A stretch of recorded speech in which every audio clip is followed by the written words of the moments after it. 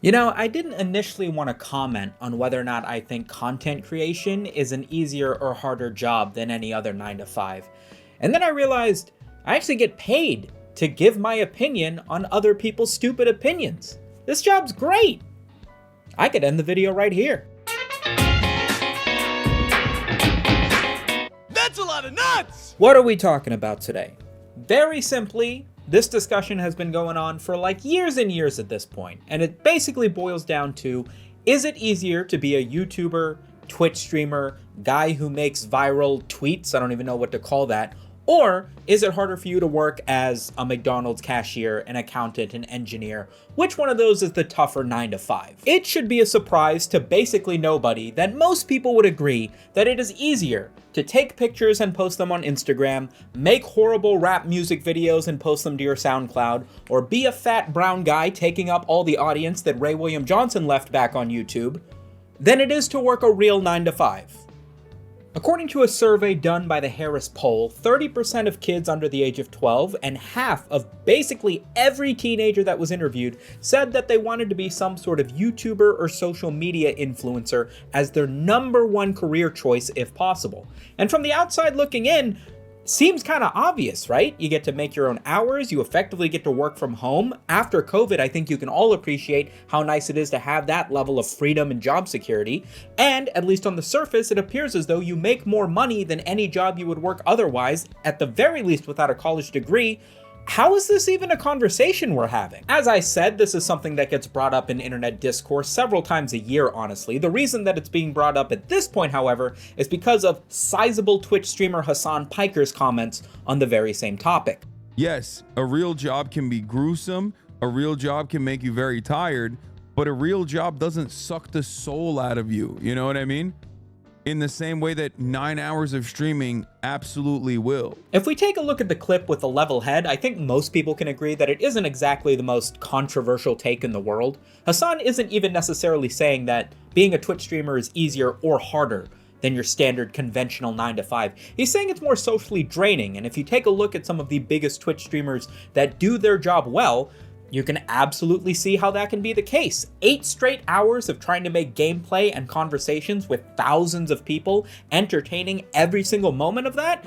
If you do it for long enough, it's definitely going to feel a lot less like playing a video game and making free money, and a lot more like you're a birthday clown at a 13-year-old's birthday party, except whether or not you get paid is based on whether or not you make every one of these 30 kids laugh, and for some reason none of the parents are there. But let's not pretend that these are comparable in any facet. I mean, even normal jobs aren't comparable. There are plenty of jobs that some people would do completely based on how much money they get paid, and there's plenty of jobs that some people couldn't fathom doing because they can't be paid any amount of money to deal with talking to 100 people in customer service, or working with kids, being a lifeguard and getting skin cancer. Like, there's plenty of stuff where people draw the line, but it's pretty easily agreeable that being able to have the freedom as a content creator to make your own hours, wake up when you want, make money in the middle of the night by flicking on a camera, that isn't given to you by pretty much any other job. I have worked a weird array of jobs in my lifetime. I used to make sandwiches at a Jimmy John's. I used to be a maintenance dude in an apartment building, clocking in at 5:30 in the morning to swap out people's broken refrigerators and cleaning out air ducts and bathrooms. I used to dress up like SpongeBob with a buddy of mine and go to kids' birthday party. I was literally like a birthday clown as a summer job because it paid $200 an hour. I even did stand-up comedy and got paid $10 a night if I could invite 5 people to show up to the bar where we would all be performing. A weird plethora of jobs. And these jobs had varying levels of like self-fulfillment. Some of them paid a lot better than other stuff, and I was just happy to be able to afford doing stuff. And other jobs gave me the freedom to be able to do what I wanted to, sit on my phone and play Clash of Clans for 8 hours and make $9 an hour, which was also pretty poggers. I think one of the big conversation points around being a content creator is the nuance that comes with whether or not and how much you get paid in a job like the one that I have. Because the reality is that the discussion isn't so much whether or not being a content creator is the easier thing to do as a job. Everybody can agree that it is. The thing is, most people would be willing to do this job if they got paid the way that a full-time YouTuber or Twitch streamer gets paid.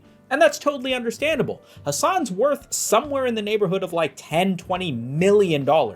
So for this dude to say anything negative about his job, being able to sit at home and do it without leaving the comfort of his chair seems ridiculous. But a content creator suffers from a tremendous case of survivorship bias, in which only the successful situations are the ones that get analyzed. It's easy to take a look at somebody who has YouTube or Twitch as their job and then see that they make millions of dollars a year.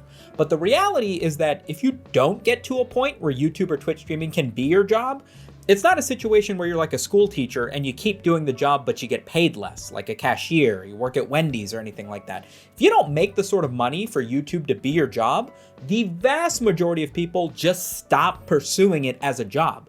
And so instead of having this realistic average of how much somebody gets paid on YouTube being like $200 a year, because that's what most people make averaged out, it ends up being tremendously higher than that because people who don't end up making money on it quit. The other thing that I think people need to keep in mind that nobody talks about is that YouTube isn't the sort of job where you get an offer letter, you sign it, you start working, and then you start making money.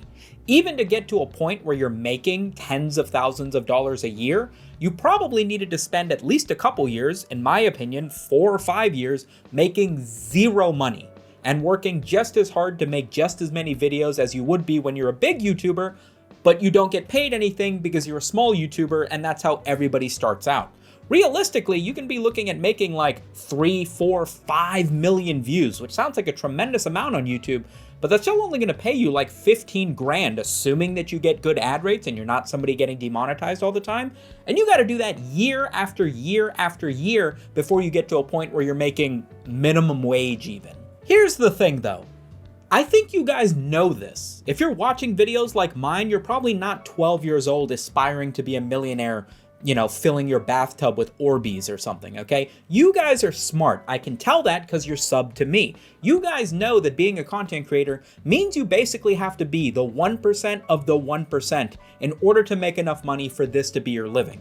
And knowing that is the reason that this is even a controversy in the first place, because the last people who should be making a big fuss about how hard this job is are the people who are making millions of dollars a year, like Hasan. Let me be clear. I'm playing devil's advocate and using this as an excuse to share some of the details about this job that I feel like I don't get to talk about a lot because that's the topic we're on. But the reality is that this isn't something that people are discussing because people are actually on one side or another about whether or not making content online is a difficult job. Again, it isn't really. All things considered, once you get the ball rolling, this job's fantastic. The reason that it's become such a bit of controversy is because the person who's relaying this message, Hasan, probably shouldn't be the dude holding the flag for the plight of the average content creator. Twitch streamers in general get a tremendous amount of flack on the internet because a lot of them, especially the ones that are at the absolute pinnacle of the job, Hasan, XQC, Asmongold, name your favorite, are all people who are on the lazier spectrum of content creation. You have people on YouTube who are making videos, making an honest effort to put together animation, genuine 10-minute videos that may require hours upon hundreds of hours sometimes of work to be able to make a piece of content. And even amongst their own colleagues in Twitch streamers who also make content, Twitch streamers are looked at as the lazier half, reacting to this sort of content, eating food while watching YouTube videos and calling that 7 hours of work. Hasan falling into this category of content creators, again, doesn't exactly paint him to be the dude who should be explaining the suffering of Twitch streamers. That being said, it's easy to take a look at a dude who makes a bunch of money complaining about his job and going, yeah, well, dude, you still make a bunch of money. If you were making $1 million a year and you had what you considered a bad job, maybe it's working as a cashier at Wendy's, maybe it's being a boxer and getting punched in the face all day, at a certain point, if you make enough money that the vast majority of people could only dream to make that kind of money, most people don't want to hear your gripes about your job, and this is just one of those situations.